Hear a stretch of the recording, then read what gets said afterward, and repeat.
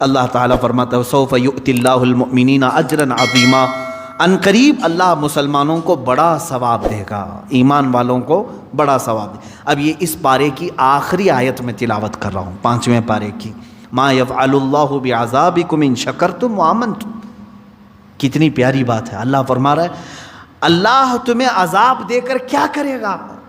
رب تعالیٰ خود ہی پوچھ رہا ہے کیوں عذاب دے گا تم کو؟ زبردستی اللہ تمہیں عذاب دے کر کیا کرے گا اگر تم اس کا حق مانو اور ایمان لاؤ؟ تم اگر ایمان لاتے ہو اور شکر گزار بندے بنتے ہو، کیوں تمہیں عذاب دے گا؟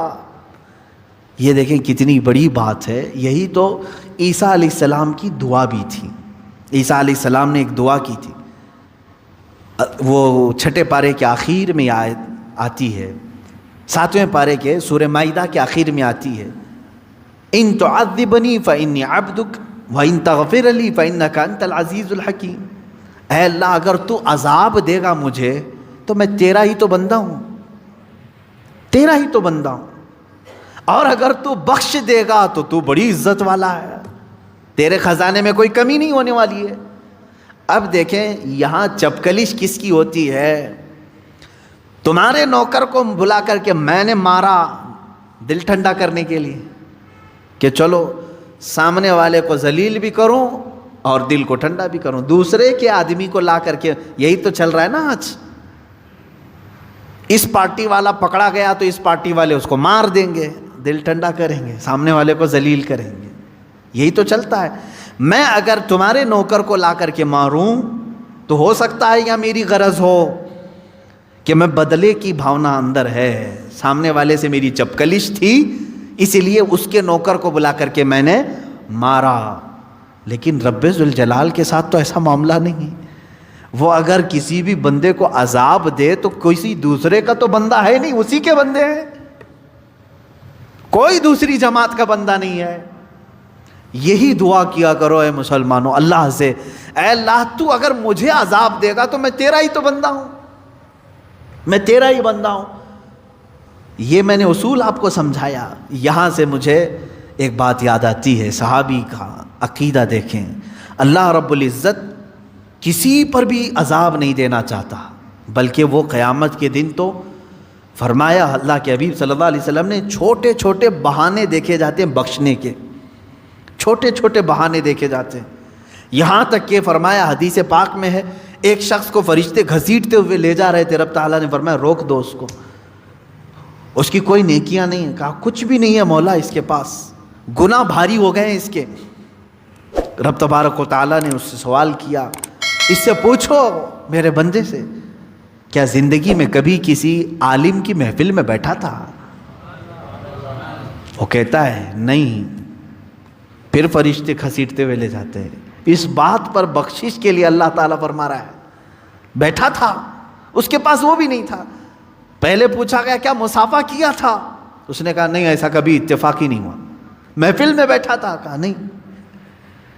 اس نے کہا ہاں ایک مرتبہ ایسا ہوا تھا کہ میرے گاؤں ایک بڑے عالم دین آئے تھے، سارے لوگ ان کو دیکھ رہے تھے تو میں بھی دور سے دیکھ رہا تھا اور دل میں نے ان کی عزت رکھی تھی۔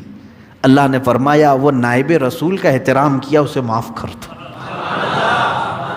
اللہ اکبر۔ یہ اللہ رب العزت کے بخشنے کے معاملات ہیں۔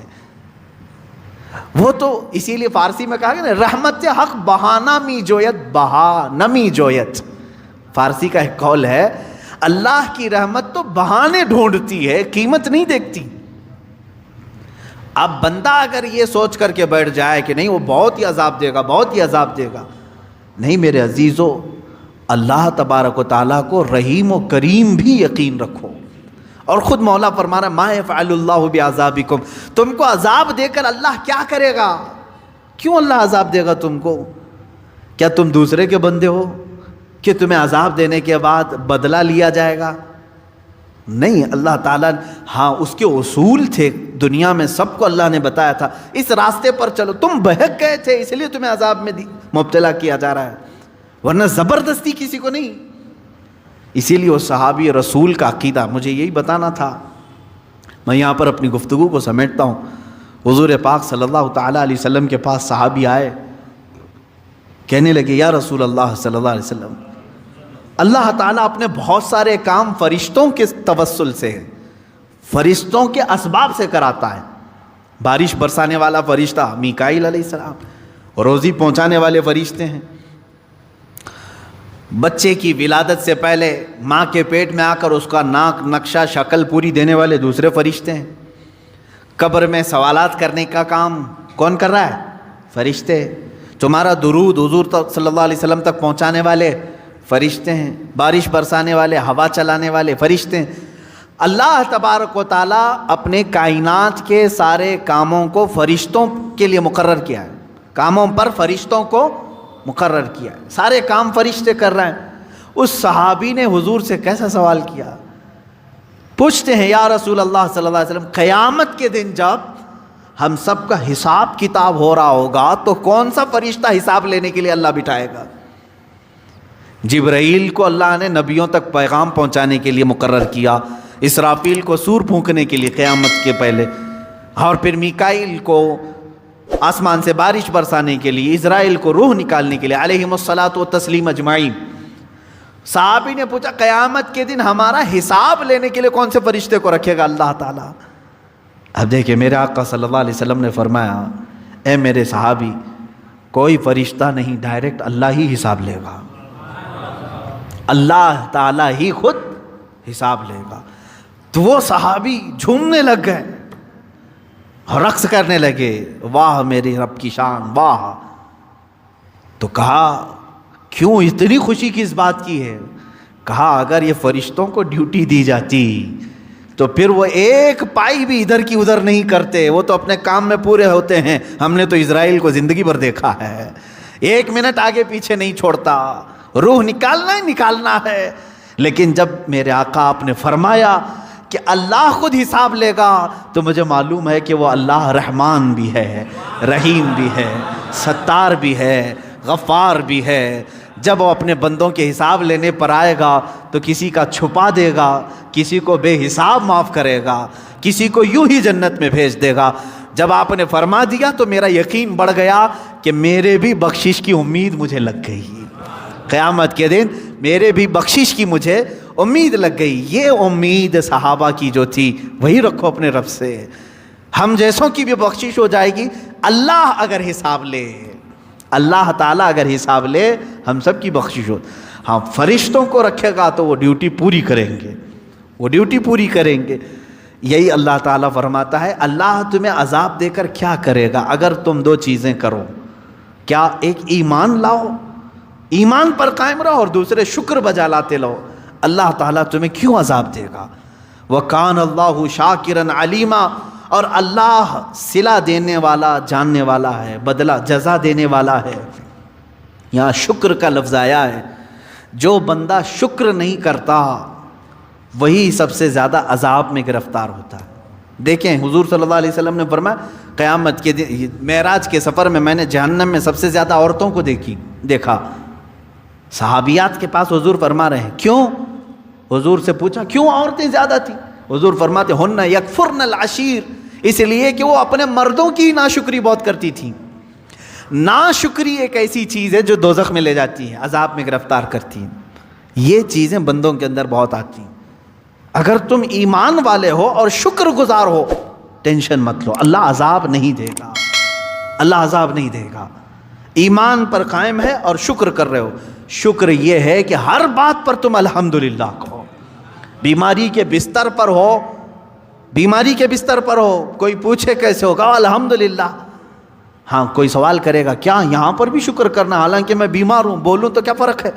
میرے عزیز ہاں یہاں کس بات کا شکر کرے گا تو جانتا ہے؟ تجھے جو بیماری دیا اللہ نے وہ تیرے گناہوں کے برابر کی نہیں دیا، اس بات کا شکر کر۔ اگر تیرے گناہوں کے برابر کی بیماری دے دیتا تو ابھی بستر پر پتہ نہیں کیڑے مکوڑوں کی غذا بن چکا ہوتا۔ ظاہر سی بات ہے ہمارے گناہ بہت بلند ہیں اور بیماری جو آتی ہے وہ ہلکی ہوتی ہے۔ اس بات کا بھی بندے کو شکر بجا لانا چاہیے، الحمدللہ اے اللہ میرے جتنے برے اعمال ہیں اس کے اعتبار سے اگر تو سزا دینے پر آئے تو ایک دن بھی میرے سکون کی سانس لینا میرے لیے دشوار ہوگا۔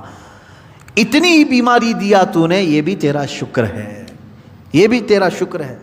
بلکہ ایک دانت بھی جھڑ جائے تو بزرگان دین شکر کرتے تھے، شکر کرتے تھے۔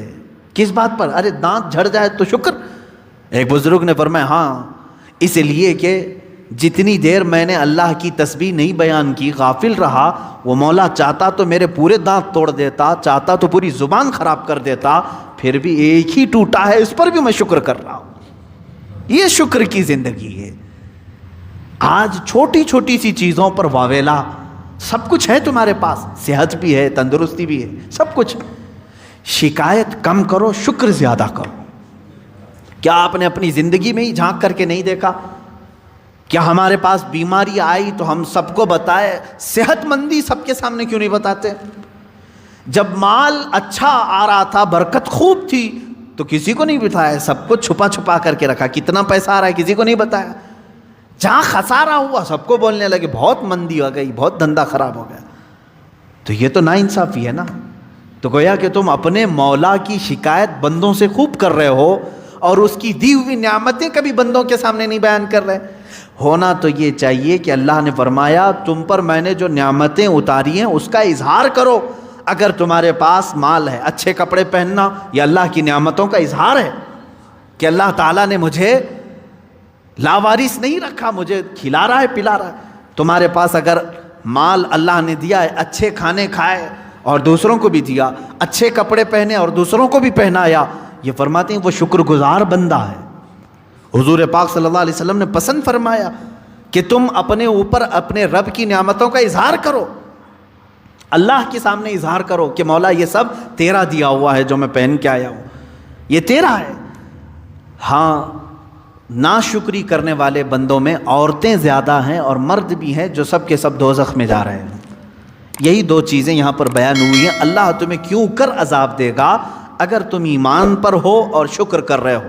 اللہ تعالیٰ زبردستی کسی پر عذاب نہیں نازل کرتا۔ اب قرآن کی وہی آیت ہے، اللہ تعالیٰ فرماتا ہے وَمَا رَبُّكَ بِظَلَّامٍ لِّلْعَبِيدِ، اللہ اپنے کسی بندے پر رائی کے دانے کے برابر بھی ظلم نہیں کرتا، ظلم نہیں کرتا۔ وہ تو معاف پر معاف کرتا ہے، ظلم نہیں کرتا۔ ہاں اگر سزا دے گا تو وہ بھی انصاف کے برابر دے گا، سزا دے گا تو انصاف کے برابر دے گا۔ اسی لیے بزرگوں نے ہمیں تلقین کی ہے۔